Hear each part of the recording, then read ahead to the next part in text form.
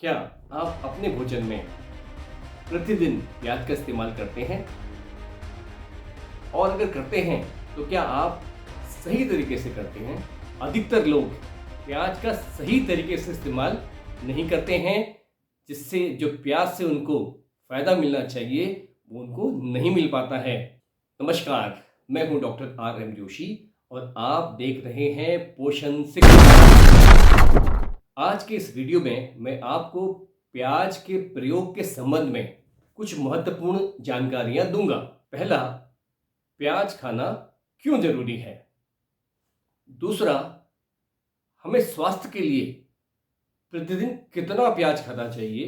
तीसरा, हमें किस रूप में प्याज खाना चाहिए जिससे हमें सबसे ज़्यादा या मैक्सिमम फायदा हो सके। और चौथा, प्याज के इस्तेमाल के प्रयोग के समय हम क्या क्या गलतियां करते हैं। प्याज भारतीय भोजन का एक अहम हिस्सा है। प्याज केवल स्वाद बढ़ाने वाली चीज ही नहीं है, वरन ये एक फंक्शनल फूड है, यानी कि ऐसा खाद्य पदार्थ जो दवा के जैसा काम करता है। प्याज में बहुत से पोषक तत्व, रसायन, विटामिन, मिनरल्स होते हैं जो हमारे शरीर के लिए बहुत ही लाभकारी होते हैं। लेकिन प्याज में एक सबसे महत्वपूर्ण रसायन है या केमिकल है या कंपाउंड है जिसे कहा जाता है क्वेरसेटिन। क्वेरसेटिन एक बहुत ही पावरफुल एंटीऑक्सीडेंट है। सूजन या इन्फ्लेमेशन को कम करता है, ब्लड प्रेशर को नियंत्रण करने में मदद करता है, यह कोलेस्ट्रॉल को भी कम करता है।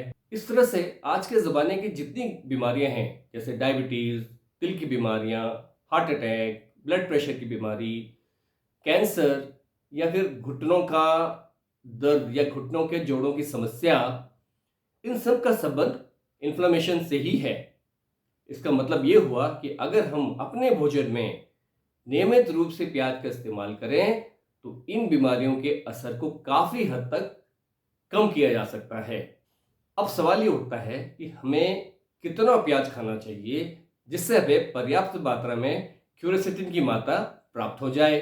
हालांकि अभी तक क्वेरसेटिन का एक आरडीए यानी कि हमें रोज कितना चाहिए, इस बात के लिए मानक अभी तय नहीं हो पाए हैं। लेकिन वैज्ञानिक शोध बताती है कि हमें प्रतिदिन 30 से 50 मिलीग्राम क्वेरसेटिन डाइट के द्वारा प्राप्त करना चाहिए। क्वेरसेटिन की ये मात्रा हमें करीब एक मीडियम साइज लाल रंग वाला प्याज या मीडियम साइज एक लाल प्याज के द्वारा आसानी से प्राप्त हो जाती है। सफेद रंग वाले जो प्याज होते हैं उनमें क्वेरसेटिन की जो मात्रा होती है वो काफी कम होती है। हमें करीब 100 ग्राम प्याज रोज खाना चाहिए।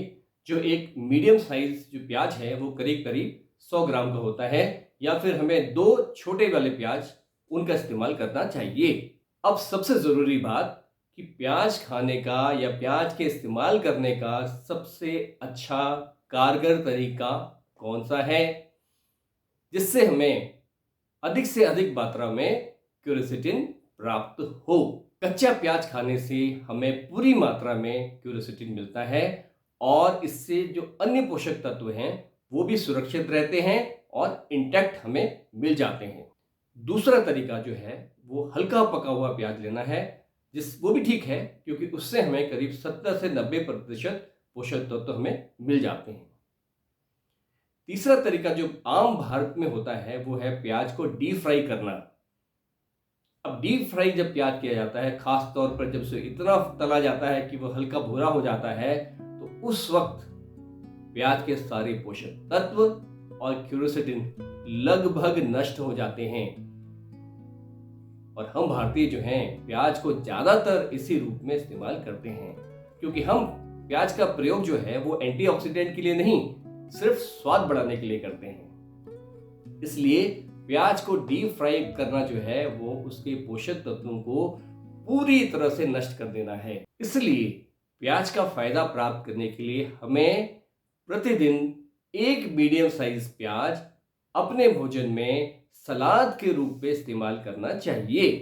अब हम कुछ गलतियों के बारे में बात करते हैं जो हम प्याज के इस्तेमाल के तौर पर रोज करते हैं, जिससे प्याज का जो पूरा फायदा है वो हमें नहीं मिलता। कुछ लोग पहले प्याज को काट लेते हैं, उसके बाद उसको धोते हैं। अब इससे क्या होता है कि प्याज के जो क्यूरसेटिन और जो अन्य पोषक तत्व हैं वो पानी के साथ निकल जाते हैं और उसमें क्यूरसेटिन की मात्रा जो है वो कम हो जाती है। इसलिए प्याज को छीलकर उसको पहले धोएं, उसके बाद काटें। प्याज काटते समय आंखों से जलन हो जाती है।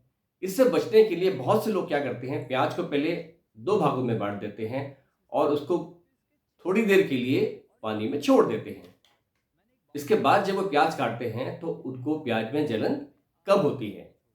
लेकिन जलन तो कम होती है, लेकिन साथ में इस तरीके से जो प्याज में जो एंटीऑक्सीडेंट्स हैं वो पानी में ही निकल जाते हैं और आप जो प्याज खाते हैं उसमें कोई भी एंटीऑक्सीडेंट नहीं होते या बहुत कम हो जाते हैं। इसलिए प्याज को काट कर पानी में डालने की जो सिस्टम है या जो तरीका है वो प्याज के इस्तेमाल के लिहाज से ठीक नहीं है। अगर आप प्याज को धोकर उसको थोड़ी देर के लिए फ्रिज में ठंडा करने के लिए रख दें और उसके बाद काटें तो उससे आपकी आंखों की जलन कम हो जाएगी। दूसरा, प्याज को एक बहुत ही तेज चाकू से काटें, उससे भी आपकी आंखों में जलन कम हो सकती है। इसके लिए आप YouTube देख सकते हैं। YouTube में बहुत से ऐसे लोग आपको वीडियो मिल जाएंगे जो आपको प्याज से आंखों की जलन कम करने के तरीकों के बारे में बताएंगे। लेकिन प्याज को आधा काट कर उसको पानी में ना रख छोड़ें।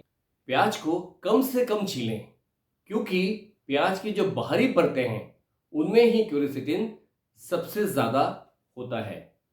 इसलिए प्याज के जो छिलके हैं, जो लाल कलर के छिलके हैं, उनकी अगर चाय बनाई जाए तो भी हमें बहुत अधिक मात्रा में क्यूरसेटिन प्राप्त कर सकते हैं और अपने भोजन में एंटीऑक्सीडेंट की मात्रा को बढ़ा सकते हैं। और अंत में इस वीडियो के 2 प्रमुख संदेश। नंबर 1, प्रतिदिन एक मीडियम साइज प्याज अवश्य खाएं और दूसरा, कच्चा प्याज ही प्याज से फायदे लेने का सबसे अच्छा तरीका है। प्याज को अगर सही तरीके से इस्तेमाल किया जाए तो ये हमारे दिल, हमारे दिमाग, हमारे शरीर, इन तीनों के लिए एक सर्वोत्तम औषधि है। बहुत ही अच्छी मेडिसिन है, दवाई है।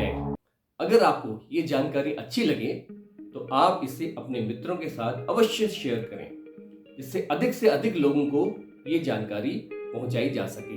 भोजन द्वारा स्वस्थ, आरोग्य और दीर्घायु प्राप्त करने के लिए देखते रहिए पोषण शिक्षा। अगले वीडियो तक के लिए आज्ञा दीजिए। नमस्कार।